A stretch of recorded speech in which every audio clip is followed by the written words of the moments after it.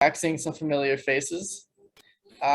So as usual, it's a typical reminder. So we're going to have Dr. Elliott today present to us for about 30-45 minutes. And then at about the 5:45 mark, we'll go into the typical question and answer session. If you guys have a question, feel free to type it out in the chat box. I can voice it to Dr. Elliott. Or if you want to ask it yourself, just type in the chat box, I have a question, and I'll call on you when it's your turn. And so, I mean, yeah, most of you look like you've familiar faces, so I'm sure y'all are familiar with the system at this point. And so just give me 1 second. I've had some internet problems today, so I'm a little behind the 8 ball, but yeah, here we go. Dr. Elliott's biography, bio. So Dr. Elliott studies the ethical and social values that play into scientific research, especially in policy relevant areas of environmental research. He has explored the influences of financial conflicts of interest in research, ethical issues that arise in science communication, and collaborative authorship practices in science teams. Dr. Elliott works with such scientific and policy organizations as the European Food Safety Authority and the U.S. National Academy of Sciences. He is the author of Is a Little Pollution Good for You? Incorporating Societal Values in Environmental Research, and A Tapestry of Values and Introduction to Values in Science. So we're very excited and both lucky to have Dr. Elliott with us here today. And without further ado, I'll go ahead and kick it over to Dr. Elliott. All right. Thank you so much, Tyler. And thanks to both you and John for inviting me to take part in this. I'll go ahead and start sharing some slides here. Yeah, I thought that as I was thinking about what might be interesting to share this evening, I thought a lot of my work connects up with the issue of how to navigate scientific disagreements. And we just see in our society so many prominent scientific disagreements, not only related to the pandemic, but we've had plenty of other disagreements to deal with before, and we will in the future. And so I thought this might be interesting to talk about with all of you. My big picture point is that we face a really important problem as a society, how to navigate these disagreements that we face about scientific issues that end up feeding into our social decision making.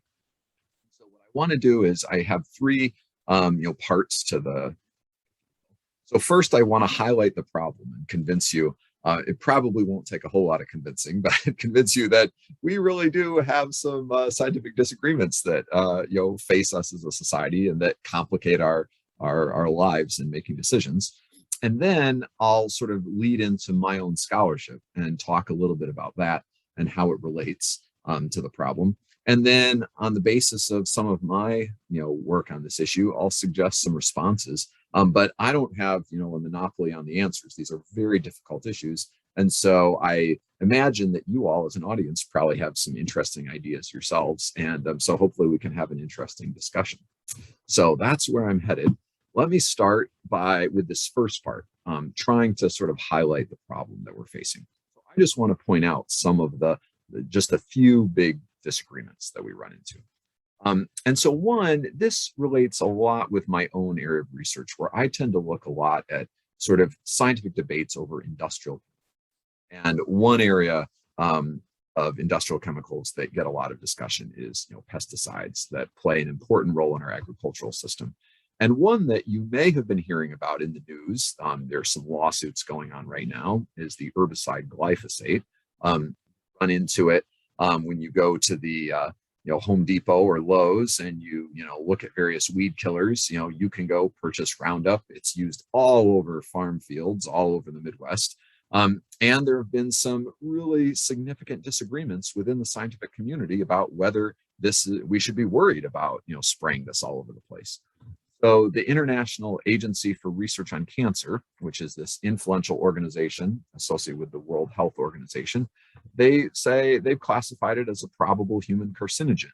And a number of people have claimed that it may be related to cancers that they've.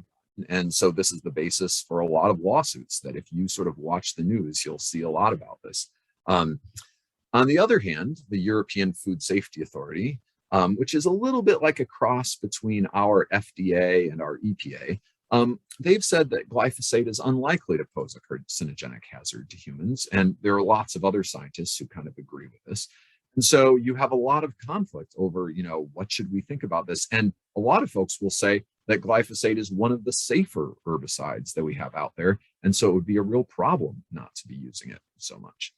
So that's just one example that we can be thinking about. Another example that's very relevant to current situations is the origins of Cobin. So some of you may have been following this. There was this, early on in the pandemic, there were some questions about, could this have come from a lab? The Wuhan Institute of Virology is right there in the same city where we first started seeing cases.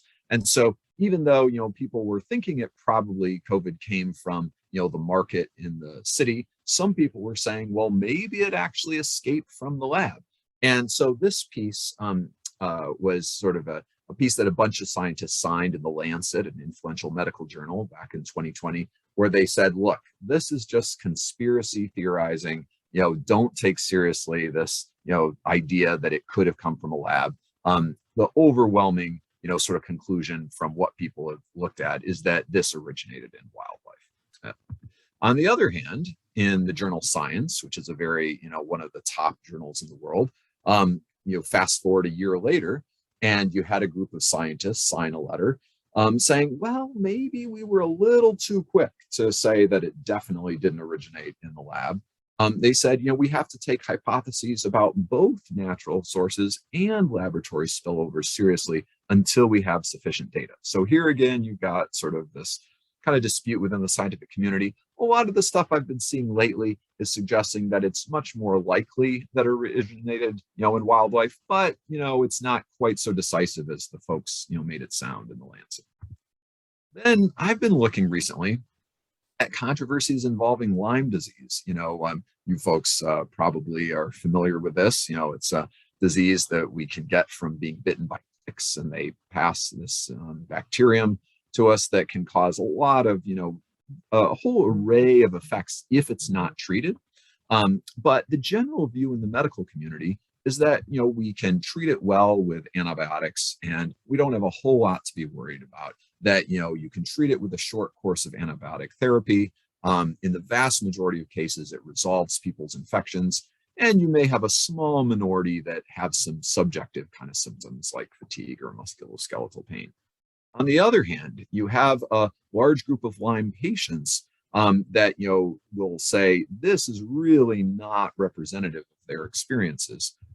So this is another article that sort of takes more of that patient view, goes back to an early study in 1983 where they were saying that about 50% of their patients were experiencing symptoms following treatment. They argue that in the decades that have followed, we've seen in a range of studies still really pretty high rates of post-treatment signs and symptoms. So they say we ought to be, sort of taking this long-term sort of symptoms from Lyme much more seriously. And then finally, kind of the elephant in the room, when we think about scientific disagreements these days, of course, we often think about climate change. Here, I would just note about within the past month or so, we had the 6th assessment report from the Intergovernmental Panel on Climate Change, where they really sort of raised the alarm and said, we are seeing effects across the globe from human-induced climate change. This is really a big problem. And we can really be confident, in terms of attributing this to human influence. But you still have folks who will try to raise doubts about this. Often people associate with particular think tanks. The Heartland Institute is one of the think tanks that have been heavily involved in sort of, doubt on this. And so they say, this new IPCC report is typical, it's alarmist. The objective data, show that global temperatures are rising more slowly than they predicted in the past. Lots of the effects are benign as opposed to harmful. Don't be too stressed out about this. So my main message, I would just point out that each of these disagreements kind of has some of their own unique characteristics. So, in the case of climate change, I noted that you have more of a think tank raising these concerns. You don't have quite such a division within the scientific community. In some of these other cases with glyphosate, you have a much broader array of scientists on both sides of the controversy. In the Lyme case, you've got a lot of patients that are raising concerns. So these have different features, but the point is we've got a lot of these kinds of scientific disagreements. I'm sure you all can think of some others. So I would just note on that point I was just making that in some cases, the controversy seems to be driven primarily from outside the scientific community, like, maybe with the climate case, but it's not always the case. So it's too simple to just say, we might say, what we need to do is just go talk to the scientists. Those intelligent scientists will tell us what to think. And if we just don't listen to these dumb lay people, well, that'll solve our problems. But unfortunately, it's not as easy. That often you've got different scientific voices on both sides of these controversies. And even with something like climate science, you do have a few scientists here and there who will say, yeah, we're not so sure about it. So in terms of possible explanations for these, I've almost gotten to the end of my first part. I just want to draw a few sort of lessons before we move on. You might say, well, the reason we have these disagreements is just because one side isn't aware of all the information. So this could be kind of an extension of that idea that you've got the intelligent scientists and the dumb lay people. You might say, well, some of the scientists just don't have all the information, and that's why they're drawing the wrong conclusions. I'm going to suggest that I think that's a little too simple an explanation. Another explanation could be, well, one side just isn't reasoning very well with the information available, and that's why you've got this disagreement. Once again, these may be happening in some cases, but I think it would be too simple to say that this is the whole story. You could say one side is just being disingenuous. They just have an axe to grind and want to achieve certain goals. And so they spin the science in ways that serve their interests. And again, in some cases, that may indeed be happening. I'm going to talk about that a little bit with some of my own work.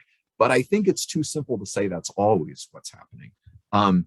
So another possibility is that in some of these cases, there are judgments, choices that go into the interpretation of the scientific information, how it's framed, what kinds of research studies are done, and decisions about how to apply the science and make decisions on it. And I'm especially interested in that. So I'm going to talk a little bit about how my scholarship connects up with that. So that leads us to part 2, my scholarship. And before I launch too far into it, I just wanted to say a few words about my discipline, which is philosophy, and sort of my subdiscipline, which is philosophy of science. And so I put up this painting here. This is a famous painting by Jacques-Louis David, this painter of the death of Socrates. And I imagine you all are a pretty sophisticated bunch, so you all probably have a pretty good sense of philosophy and philosophers. But just in case, when I'm talking with my college students, some of them, haven't had a lot of exposure to philosophy. And so, I'll point out that often we sort of go back and look to these, 3 really influential figures back in Athens, about, 300-400 years before the Common Era. And, you had Socrates and his student Plato and his student Aristotle. And Aristotle, was a tutor for Alexander the Great, who, of course, went around the, Mediterranean conquering all kinds of folks. But Socrates was known for, asking these tough questions, going around Athens saying, what is beauty? And what is virtue?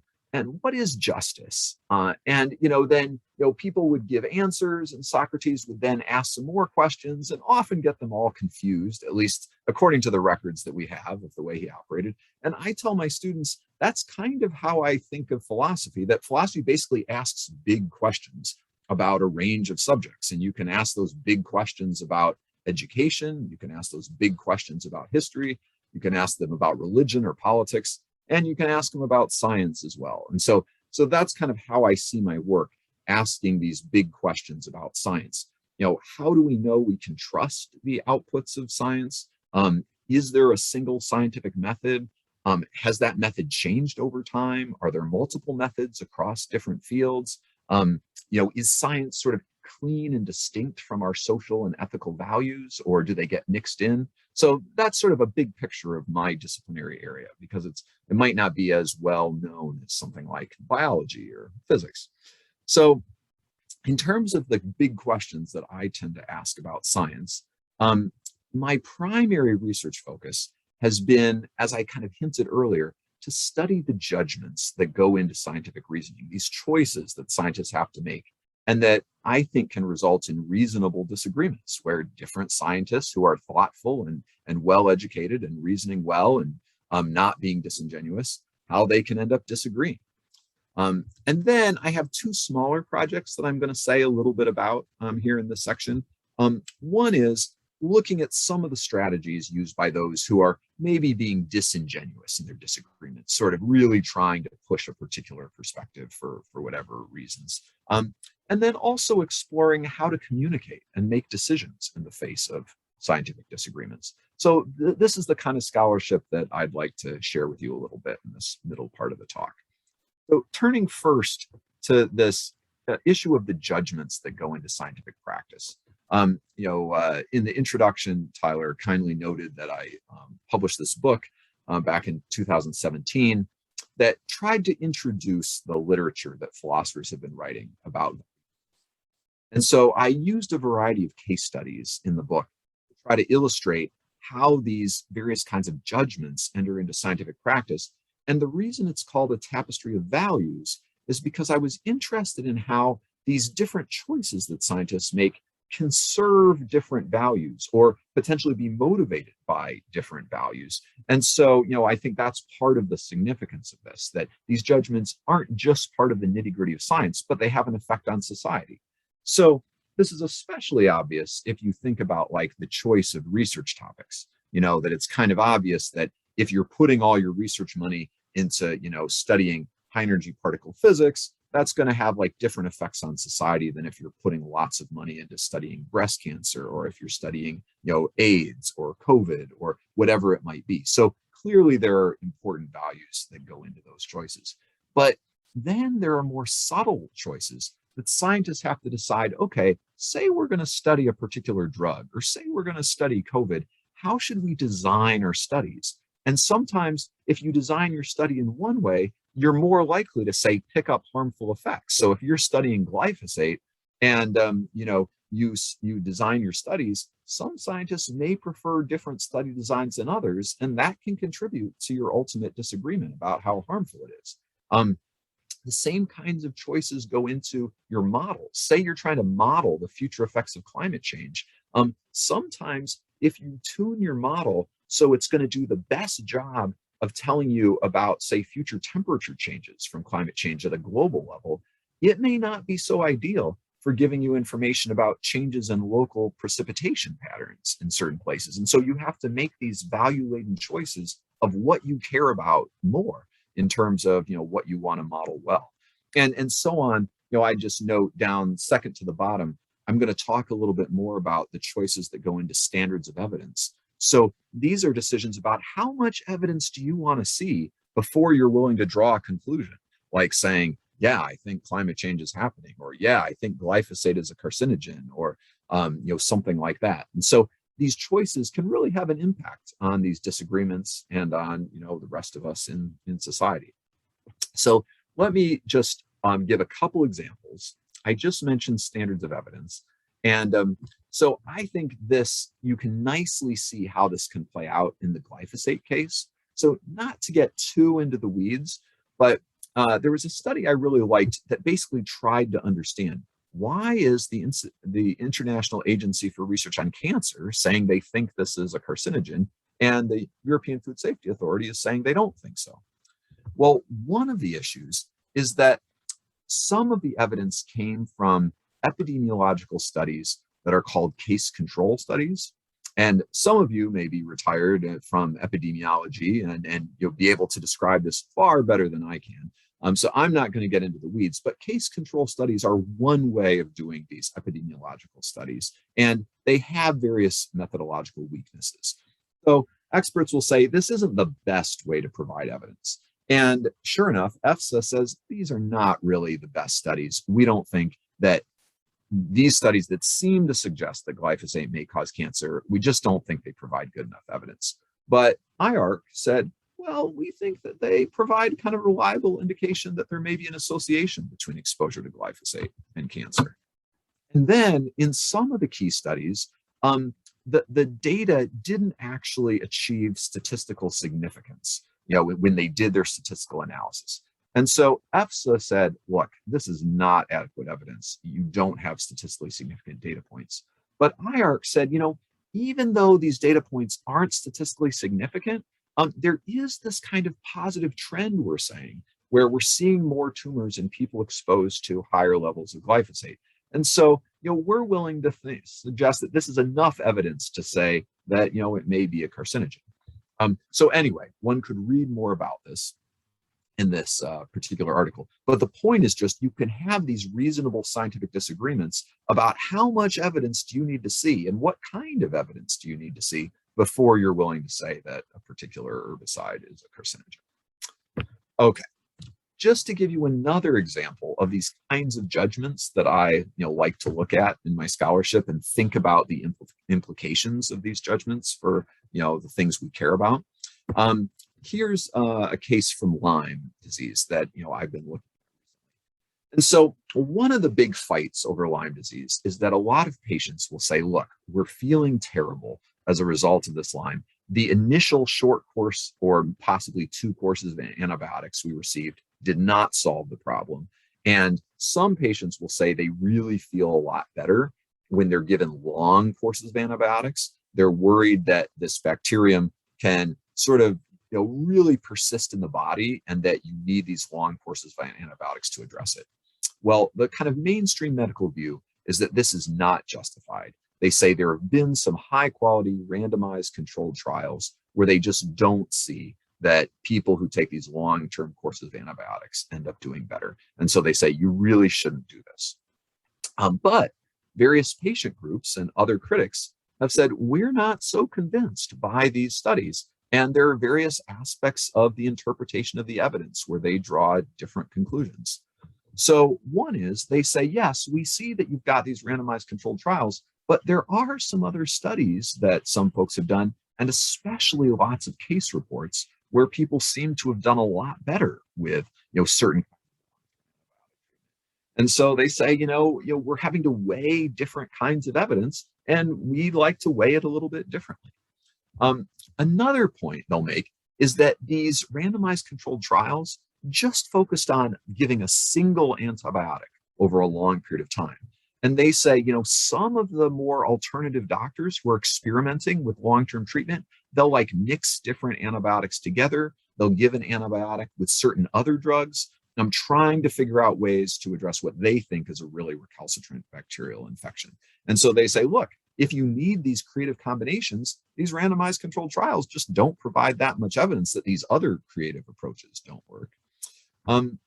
They'll also say that in the trials, they had to make all these choices about what actually counts as an improvement or what counts as a benefit.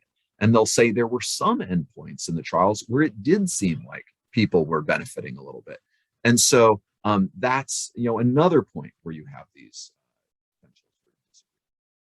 And then finally, some critics will say these randomized controlled trials didn't have a big enough sample size.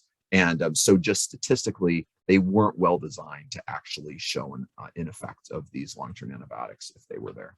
So the point is just, you can have these disagreements that you have to work through, and this can have a huge impact on, sort of how Lyme patients are treated. Or previously, these judgments can have a huge impact on, whether we're able to keep using glyphosate or not as an herbicide, and whether we should. Okay, so that gives you just a taste of my work on, sort of looking at these judgments that enter into disagreements and that can result in these kinds of problems. So let me turn to my second kind of project that isn't as big an area of my work, but that I think would be interesting for all of you.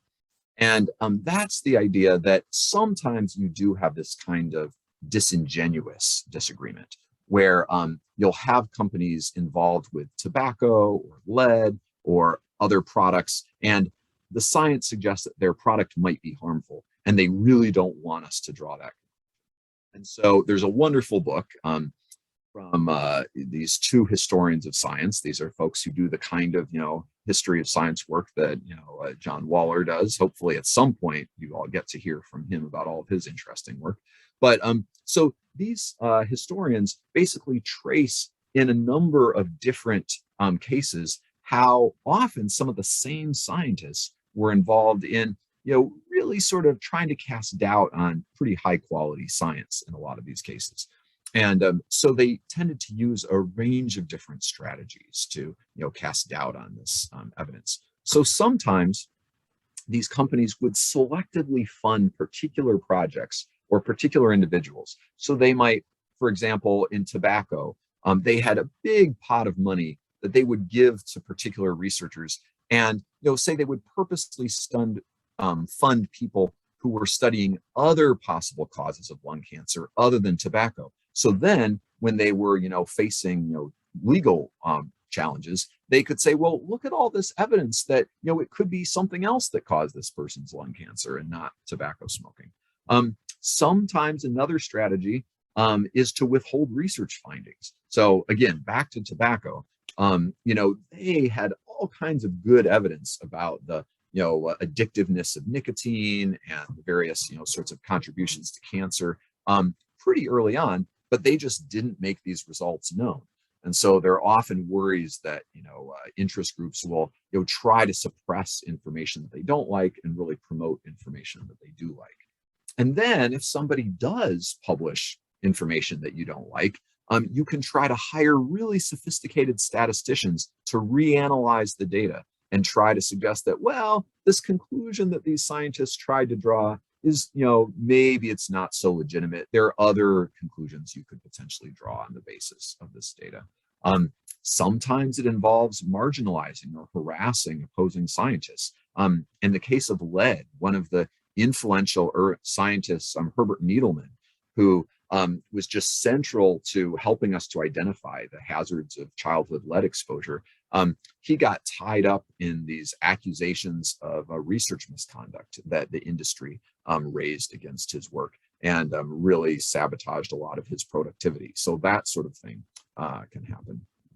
And then just selectively emphasizing certain results or framing things in particular ways can be a creative strategy. Another thing I find interesting, and this is a very subtle approach, is to sort of use the norms that we see within science. So scientists don't like to draw conclusions and then end up being wrong. So the way some people will put this is they don't like to make false positive errors. They don't want to go out and say glyphosate is a carcinogen and then end up finding that it's not. And so scientists tend to want to have fairly good evidence before they draw conclusions. And so interest groups can take advantage of this. And so say you want to regulate some industrial chemical, they can say, whoa, there's not enough evidence that this chemical is actually harmful. You're doing junk science if you think that we should regulate it on the basis of this evidence. We need to do really sound science and have extremely solid evidence before we do something. So that's another really creative approach that builds on a lot of the trends within science itself. And then there's the potential for strategic PR and lobbying campaigns. Again, the tobacco industry really sort of perfected this. And part of why this book is called Merchants of Doubt. There's another influential book called Doubt Product. And this is based on some internal tobacco industry memos where the PR company was working with the tobacco industry saying, what we want to do, we have to recognize we can't just convince people for sure that smoking doesn't cause cancer, but the key is to convince people that there's some doubt about it. And so they said, doubt is our product. That's what we need to try to pull off. And so these same PR companies have worked across a range of other cases to try to strategically marshal this kind of doubt. So that's another project that I've looked at some of those strategies in some case studies, and that can contribute to scientific disagreements.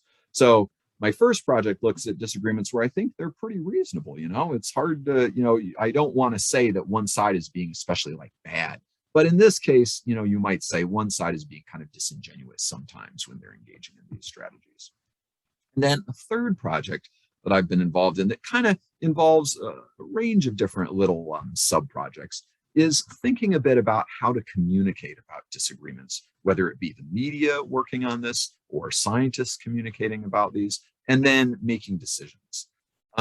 So one piece of this is I've been interested, we often, when we're faced with these kinds of disagreements, we have this idea that we just need to be transparent.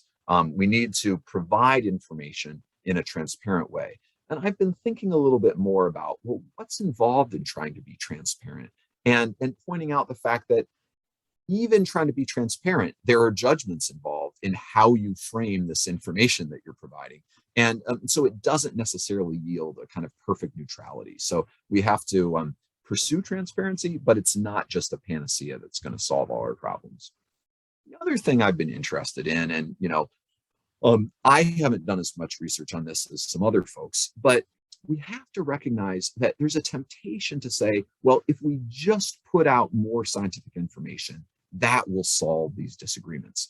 And there's some very interesting empirical work indicating that, we have these strong identities that influence sort of how we filter and digest scientific information. And one of the most fascinating examples of this, there's some scholars who studied the effects of having more information on people's perceptions about climate change.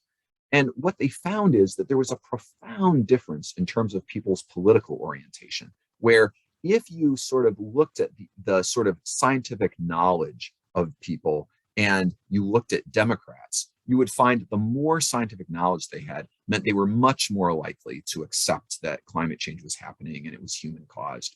But if you looked at Republicans, you actually found sort of a slight downward trend where the more scientific knowledge they had, they were less likely to accept climate change. And the researchers suggested this was because they would use that knowledge to try to, sort of challenge the sort of, general scientific view. And so it just points out that, you have these background allegiances where if the worry is that climate change contributes to a bunch of government regulation and takeover, and if you're really concerned about that, well, then you want to be really cautious about accepting that. And so you might use your scientific sophistication to try to be as skeptical as possible of the evidence. So we need to keep that in mind. And then a third point, just to complicate things even more, I was talking about like the manufacturing of doubt and all these strategies that can be used for that. But there's an interesting paper that just came out this year where they say we can also end up manufacturing consensus. And the idea here is that in some cases, we might be tempted to say, okay, if there's a disagreement, one side must be being disingenuous and they're engaged in manufacturing doubt. And so we need to figure out who that illegitimate side is. We set them aside, and then all the real legitimate scientists must have a consensus around the correct answer.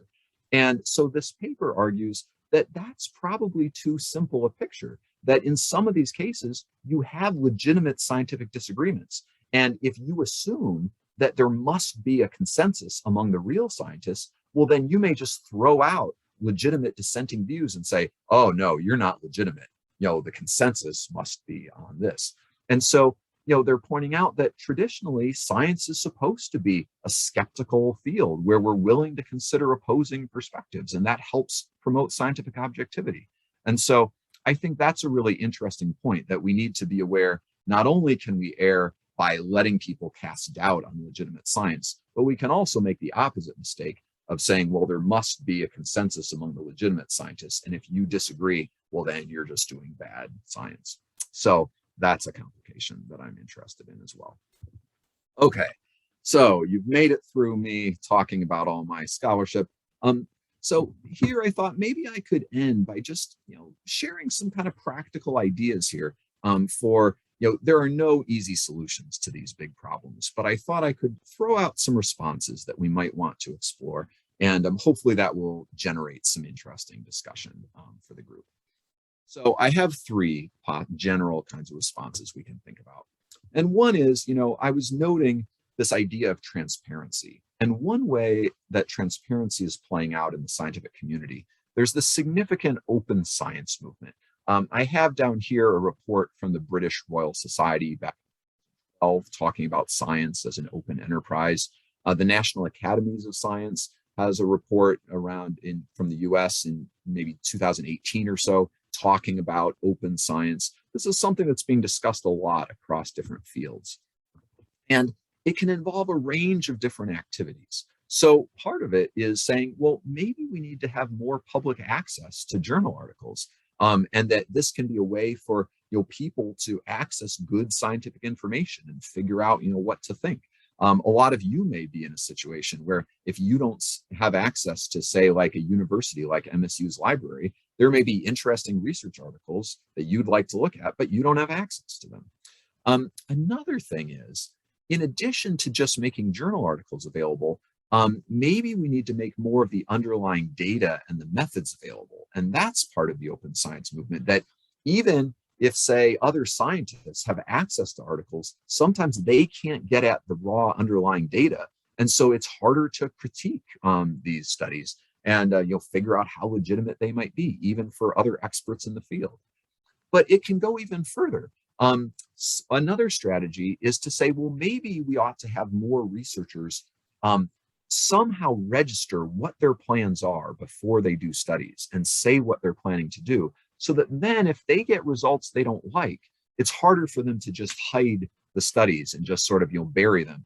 And also then researchers are more accountable to actually do what they said they'd do, as opposed to changing their study designs to get preferred results. And then we can potentially have them even post results afterwards.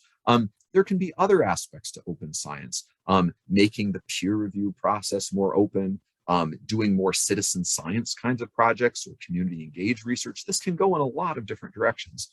And as I've sort of hinted already, some of the ways this might help with navigating disagreements is if you have more access to underlying information, like the data, well, you might be able to sort of ferret out, why are we having these disagreements? What are some of the key interpretive choices that are resulting in these different views? And if you think that a disagreement is caused by these disingenuous strategies, having more openness might help us to catch some of these, especially if you're having researchers register their study plans. That can cut down on some of the strategies used by the merchants of doubt. And it might just result in better science in general, pursuing some of these open methodologies. So this is one direction that the scientific community is already moving in. And so I think it's worth considering, are there ways of piggybacking on these trends that we're already seeing in science to potentially address some of these disagreements? It's not a panacea, but it's something to think about that we could talk further about. There are also other strategies that we could think about for addressing the disagreements where we think that there's some manufactured doubt going on. And one is, I was noting when I talked earlier about these tribal allegiances, the way in which our identities cause us to sort of really like certain kinds of scientific information and resist others. We might sometimes want to explore what are the underlying factors that might be causing this manufacturing of doubt. So there's this literature on the idea of proxy controversies, where the idea is that when it seems like people are fighting over like climate change or fighting over evolutionary theory or fighting over the safety of genetically modified foods, maybe what really matters to them, like in the climate change case, like I was hinting earlier, is government regulation and involvement in the economy. And some of the key manufacturers of doubt, the historians Oreskes and Conway basically pointed out that a lot of these folks had been heavily involved in Cold War research, and they were very concerned about the idea that socialism was taking over the US. And that's why they were so worried about a lot of the sort of regulation associated with climate change or acid rain or the ozone hole. So there could be economic or social fears. And, I would just point out, it doesn't have to just be big, obnoxious corporations. If you think about like folks in West Virginia, probably a lot of them tend to be a little more skeptical of science related to climate change.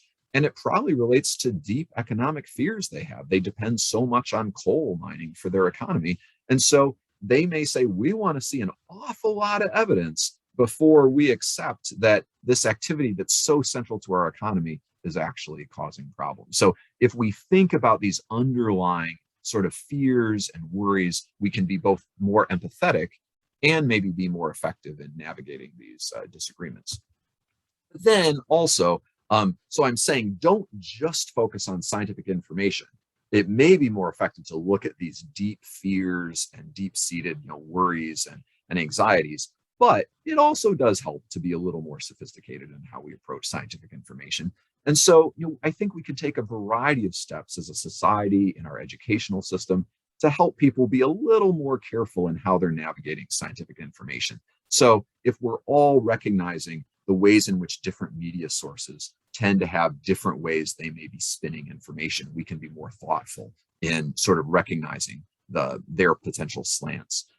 We can recognize that when we see in the media that there's some representative of a think tank, who's debating some climate scientist, we can recognize, oh, these think tanks are often associated with particular interest groups where they have a real axe to grind. We can help people to recognize the really high quality scientific sources. Like, if you see a report from the US National Academy of Sciences or the Intergovernmental Panel on Climate Change, we can help people understand those are coming from a really good synthesis of scholarly opinion, and we should probably take those sources pretty seriously. And, we can help people to just understand how science works, recognizing, be careful about, getting too excited about one particular scientific study you hear, just because of the way in which science develops incrementally and different studies can disagree. So we can be working on our overall educational system while remembering that it's not all about the scientific facts. There's a lot more at play. And then finally, just about come to the end of my talk. So if you're still awake, I commend you and I appreciate that. So the third thought is, when we're dealing with this worry that on the one hand, we may be having this manufacturing of doubt, but then we have this nagging suspicion, we don't want to be too quick to dismiss the other side and fall into manufacturing consensus and assuming that all the legitimate scientists hold one view and everybody else is just sort of illegitimately disagreeing. Sometimes we can act despite accepting that there's disagreement. And so I would just point out that sometimes there are win-win actions that we can take. So like, say we were just really nervous about climate change and we said, I'm just not sure if it's all on the up and up, that's science. Well, there can still be win-win actions like promoting energy efficiency, where even if somehow the science about climate change were wrong, we can all save money by being more energy efficient over the long run. And so it just, makes sense to do this. And there are a variety of other activities sometimes that can, make sense, even if we're not sure exactly who's right with the science. Another point I'd make is that even if we're unsure about the science, say about a chemical like glyphosate, sometimes we can take actions that don't have too many harmful consequences and can help us learn more. And I love this example of the Massachusetts Toxic Use Reduction Act, where they recognized that there's lots of uncertainty about a lot of industrial chemicals, and they weren't ready to just go out and ban these chemicals. They knew industry would go crazy and it would probably, be challenging for the economy. So they said, look, we'll compromise.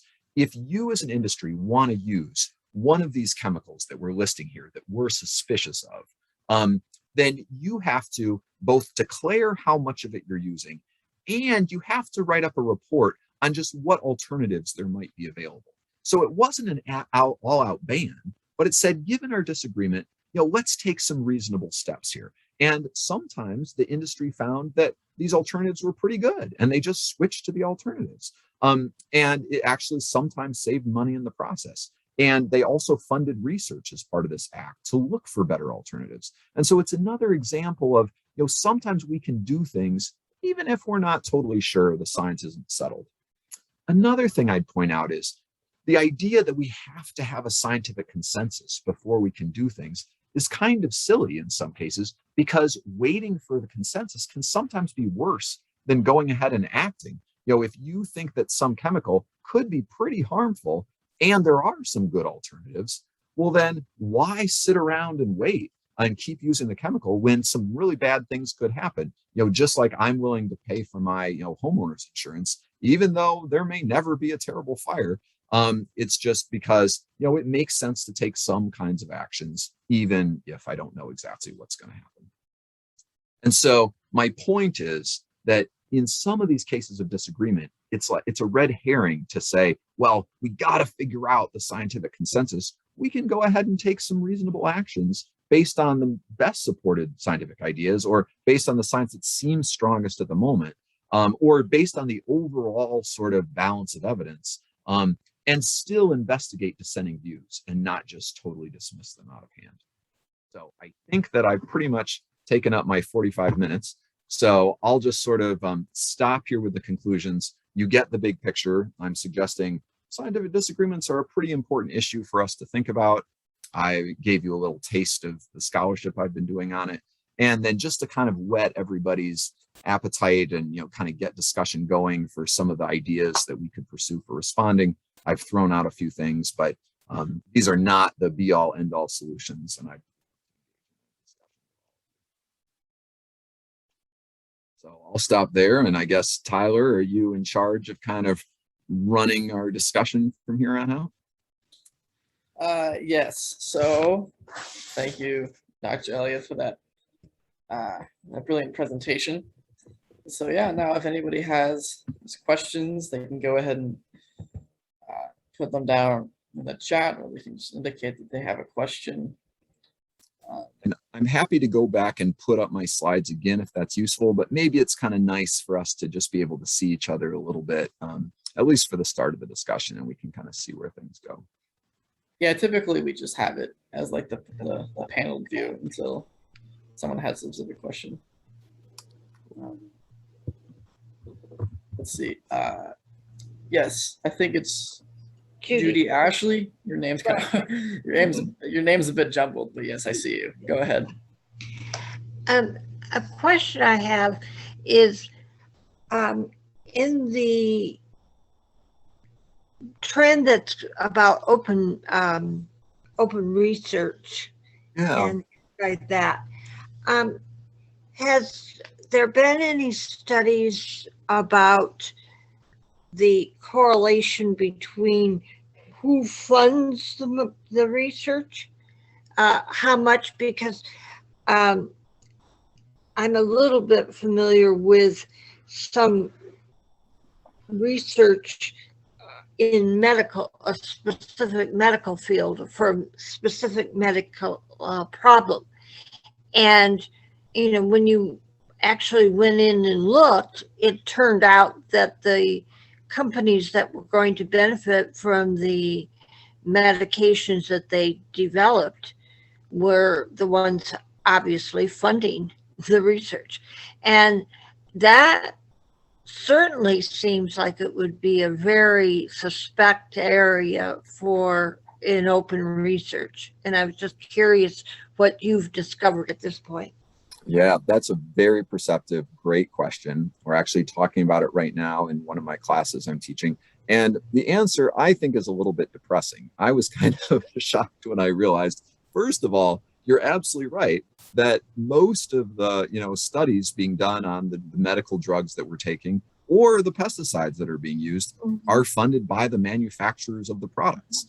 And so when you realize all these judgments that go into study designs and the ways in which you can just sort of tweak some of these choices to make it more likely that you'll end up getting and promoting results that you like as the funder, it really is pretty worrisome, I think. I mean, on the one hand, we can understand how it would seem a little bit of a bummer for us as taxpayers to be paying for like big randomized clinical trials of these drugs. But it is a little depressing that it's usually the manufacturer of the drug funding the trial. And in terms of empirical research, this has been studied the most in the medical area, where there have been a number of comparisons between, well, so what does it look like when you've got an independent entity, like say some researcher funded by the National Institutes of Health that's studying a particular drug versus when you've got the manufacturer. And you see a very strong correlation where you're much more likely to get favorable results about the drug when an entity, like say when the manufacturer of the drug or an entity with a stake in the outcome ends up funding it. And these are very robust findings. There have been meta-analyses that, some of them are just wild, like you're 4 times more likely to get positive results about the drug if, you have the funder doing the study. This has been looked at a little bit in other areas, like say nutrition research, where you've got, obviously you've got like the manufacturers of, sugary beverages who are funding research on that, or the dairy industry funding research on milk and so on. And some in vitamins is an area that, in vitamin supplements. Yeah. So there's not as much evidence in these other areas. And to be fair, I should say, if I were to put on my hat from, say, if an industry person would hear, especially in the toxicology area, sometimes they'll say that academic researchers have more of an incentive to say that a chemical is harmful because it's more exciting. They can get their work published more. So even if you see that, the industry funded work in toxicology tends to say that chemicals aren't so harmful, and the academic researchers who are independently funded are more likely to say that they are harmful, there could be some bias on either side. At least that's, sort of the debate that'll be raised. So that's a long answer to your question, but it's a really great question. Well, a follow-up to that, have you done any research on how you're able to communicate this situation? Because today we have so many opportunities for transmitting information to people, and I find it difficult at times that we don't take advantage of some of these things, but part of it is our own ignorance and not knowing how to do it. And I just wondered if you've dealt with that very much. Yeah, I'm less of an expert on that. I'm really interested. I think we need a lot of research on these aspects of communication across all these kinds of new media platforms. And they can certainly contribute to some of the problems with disagreements and can contribute to more of this information polarization and so on.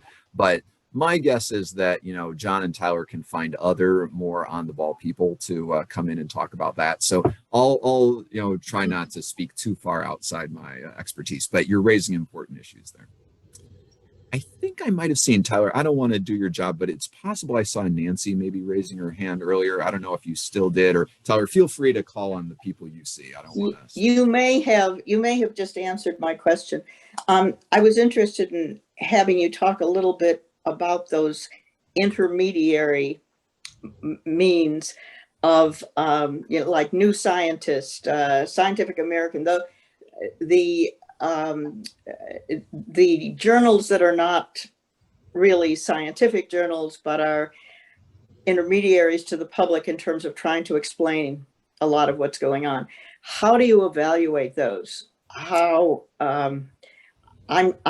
we get New Scientist and several others, and I can't always see the biases that are there. Sometimes I can, but not regularly. Can you talk a little bit about that? Yeah. That is a really good question, and I wish I had a better answer. I did publish one piece a couple of years ago where I was thinking a little bit about the role that the media can play in science journalism, and I think it's really interesting. Some of those outlets, like you were mentioning, where you can sometimes have some pretty sophisticated science journalism.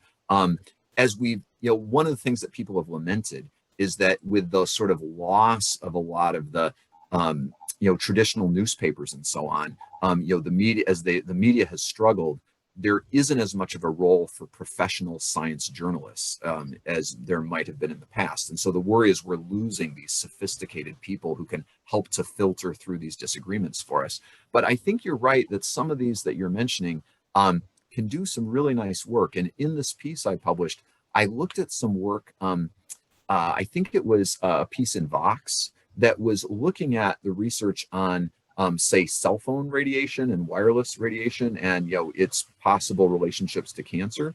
And I used it as an example of really high quality science journalism where they got into some of the underlying judgments where they said, look, if you look at the majority of big epidemiological studies, we're not seeing a lot of cause for concern, but there are some scientists who will point out the limitations of these studies, the fact, various reasons why we shouldn't take this as definitive reason to say there's no problem. And so I think sometimes these folks can do a really nice job of helping us to navigate these disagreements, to point out, where different scientists are coming from, so we can make more thoughtful decisions about, well, where might we want to fall in thinking about these issues. And so again, I think for most of us, we're not going to the actual journal articles. And so we desperately need this sophisticated kind of journalism that you're talking about. That's probably about as far as I can go in terms of giving a good answer to that. But I think it's a great question. Thank you. Thank you, Nancy. I think Dr. Waller is next in the queue. Kevin, thank you. That was fantastically clear and interesting. The level of confidence that people in many countries express in science has fallen so dramatically over the last 50 years.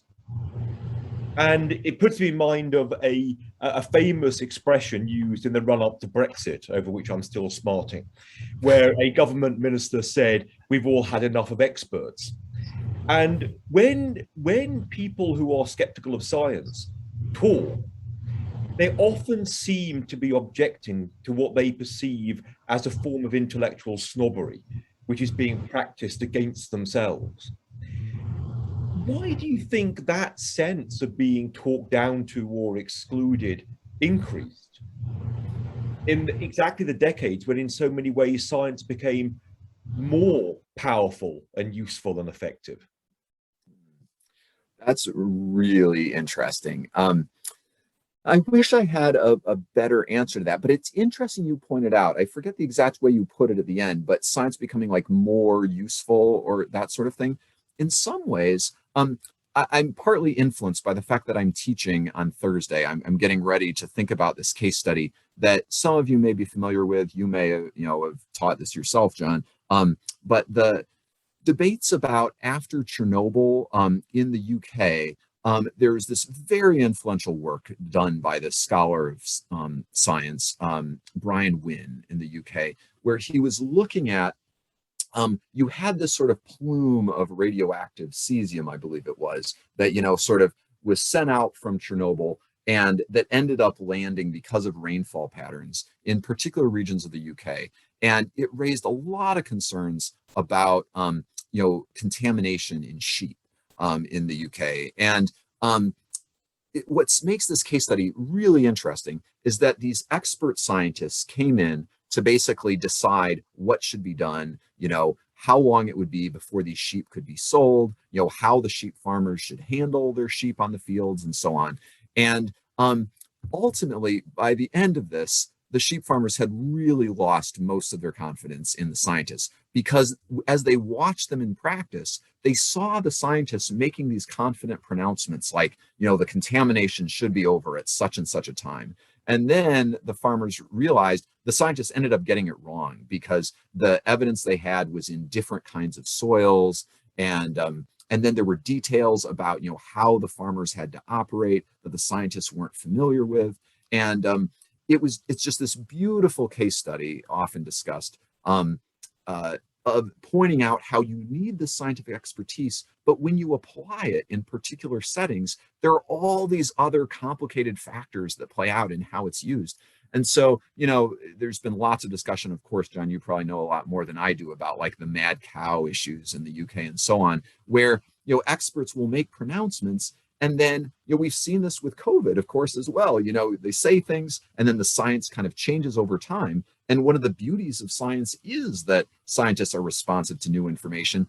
But, the point is that, science isn't perfect. And so I think maybe as we're seeing science used and applied, especially in applied contexts, those who are operating in those contexts see, oh, this is kind of a messy endeavor. And, there are these, sometimes people have local experiential knowledge that can, sort of interface with the expertise of the scientists. So I don't know, that may have been a somewhat meandering answer, but I think part of what makes the philosophy of science and the history of science and the sociology of science interesting is that it complicates things, that it shows that, yeah, science is one of the very best ways we have of generating information, but it's still imperfect. And the scientists, we really ought to defer to the knowledge of scientists, but sometimes citizens have really valuable information to impart. And the scientists shouldn't be too arrogant about just sort of running roughshod over people's concrete experience. So these are just such complicated issues. Yes. So I think the next question comes from Carol. It's a bit of a long question, so bear with me. So Leor Augustin was a research scientist and RNA based at MSU, president of AAAS in the early 60s. If I remember correctly, his major public stance was science and moral decisions and who would be making the choices that influence public policy. Where does the public scientific literacy enter this arena? He thought the scientists should engage in the public discussion of policies and was running for Senate when he died in a plane crash. Yeah, well, so again, I fear that I'm giving overly long answers to these questions. So for the sake of like getting through them all, I'll try to be a little bit briefer. That's really interesting. I wasn't familiar with this researcher. It's fun to hear a little bit about the history of MSU. So thank you, Carol. I would just note that there is a real trend to sort of recognizing that we need to bring the public into a lot of discussions about applying science. And this is a little bit part of the open science movement. It's not just from the top down of making more of the details of science available, but it's a matter of actually engaging with public communities. And I'll just briefly say, so often people will give three sorts of arguments for this. One is kind of a democratic, kind of ethical argument that if we're going to be making decisions, even if the scientists may have more expertise of certain sorts, that you've got to bring in the views of those who are going to be affected as well. And then another argument is a somewhat more like substantive argument that we are finding that like those farmers with the sheep that I was just talking about do have a lot of local knowledge about how things operate. And there's another wonderful example of studies of AIDS activists in the 80s and 90s who really brought a lot of insight into research on AIDS.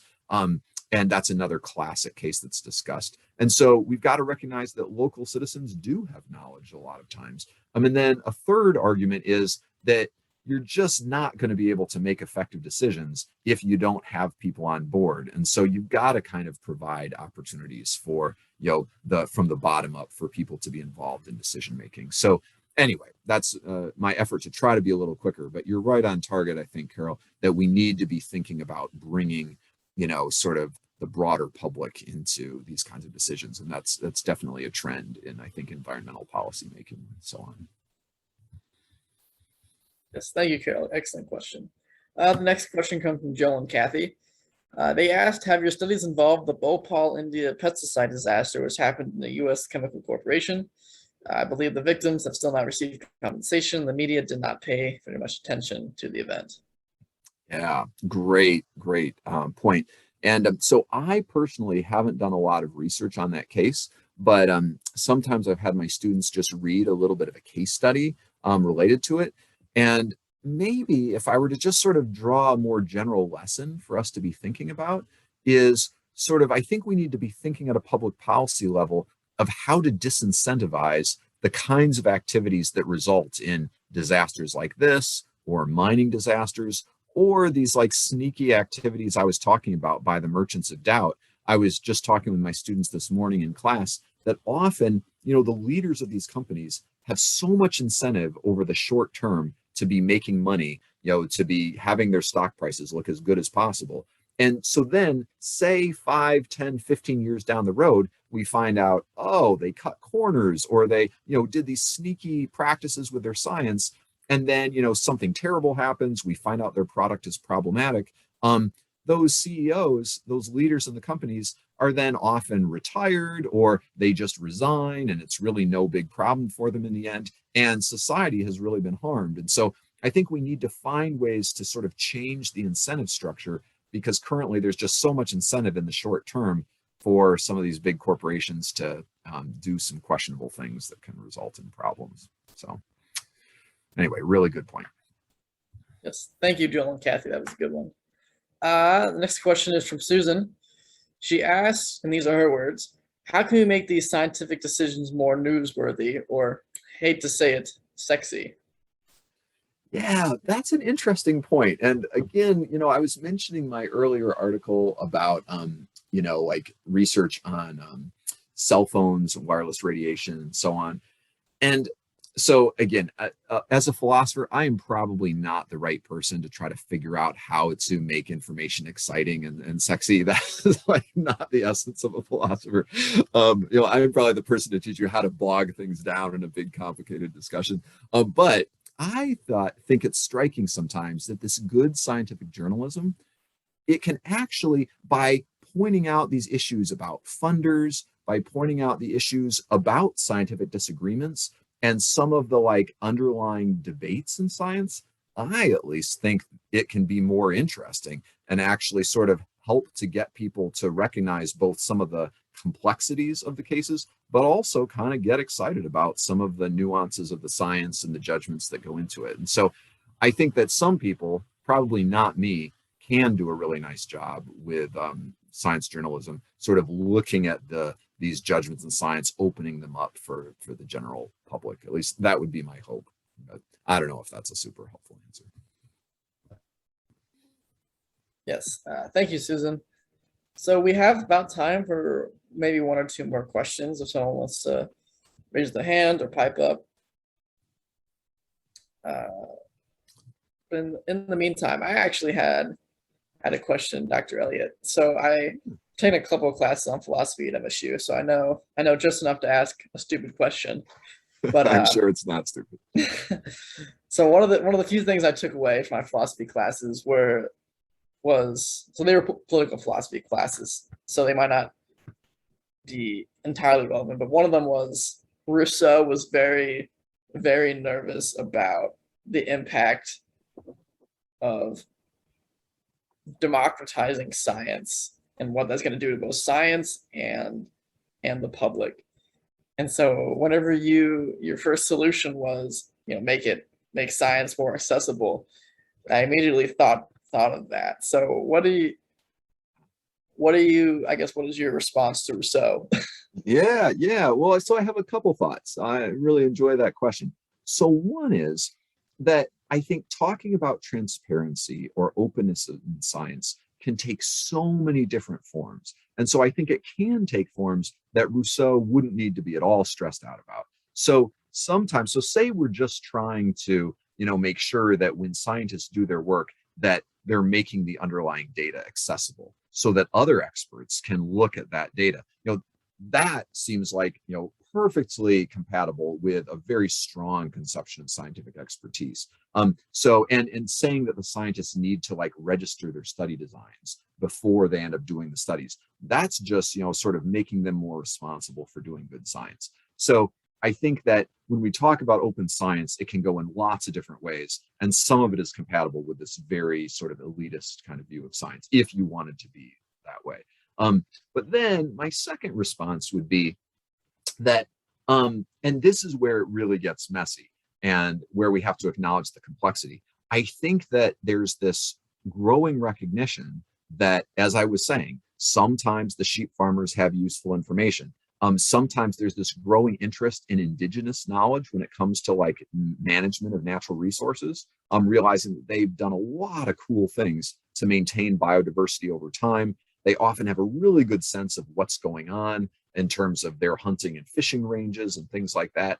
And so the scientific community is realizing, wow, we ought to, take on board some of their insights in some of these cases. And so you can give like a range of different examples. Well, I mentioned before the AIDS activists kind of opening up, now the NIH often has, sort of patient representatives on some of their committees because of that. And so I think the unfortunate thing, what makes life so difficult is we're recognizing that clearly there is often this kind of local expertise that people can have that can help us, sometimes actually in the doing of the science, sometimes in making decisions on the basis of science. But clearly, sometimes non-experts can really botch things up and be wrong and sabotage things. And, sometimes we really should be deferring to the experts. And that's where it's so darn difficult to decide how to navigate this. And, I mentioned in the Lyme case, some people think these patients have really important insights to be brought to bear. And other people say these patients are just mucking things up and the medical community has things pretty well figured out. And trying to navigate that is not easy. Maybe my last comment on this would be, I do think that the model of like community engaged research or community-based participatory research is kind of a cool compromise, where say you'll have researchers who want to study like, the effects of air pollution on asthma in a local community, or they want to study, something where, clearly the local people might have some insights or some concerns about how the study should be done, exactly how it should be designed, what questions should be asked. Having researchers collaborate with community members, then it's potentially you can get the best of both worlds. You get the expertise of the scientists, but then they're bringing in insights from the communities. And if the community members are saying things that are crazy, well, the scientists might not take them all on board. But if they're really offering useful advice, then you can. And so anyway, there are disadvantages and challenges associated with this kind of research. But I think those kinds of models where you bring these different kinds of expertise together are really exciting and interesting to me. So those are a few thoughts. Yeah, no, thank you for that. That was very insightful. So I think Dr. Wall has a question, and then that'll probably be the last one. Well, unless somebody else has a question, in which case I'll step aside. Okay, I'll go ahead, Kevin.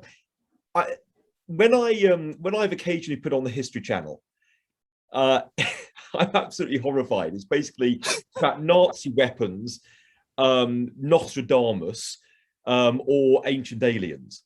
But I've been told that some decades ago, the History Channel, or its equivalent, was quite responsible and interesting. I'm curious as to whether something similar has happened in science broadcasting, whether there was a period in, say, the 60s, 70s, or 80s, maybe when TV was not so deregulated, where there were genuine attempts to explain scientific ideas and convey the excitement and the importance of it. And that now, in an era where entertainment usually prevails over education, that this is feeding into a lack of appreciation for what makes science wonderful. Purely, I mean, there may be members of this audience, members of this audience will be able to comment directly on that.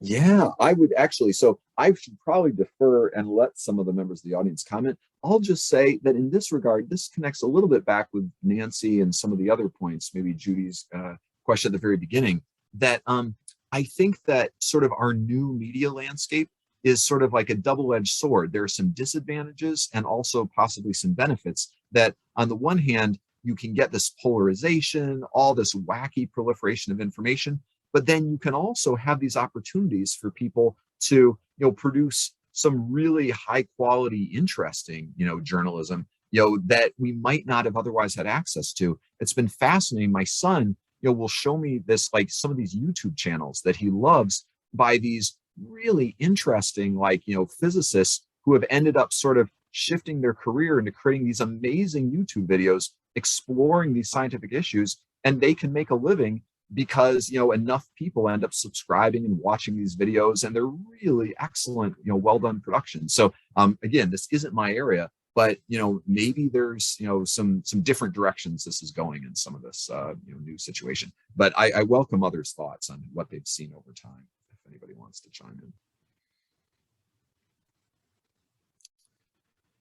But if people don't want to chime in, I also totally understand if people want to go have dinner and have heard enough about scientific disagreements.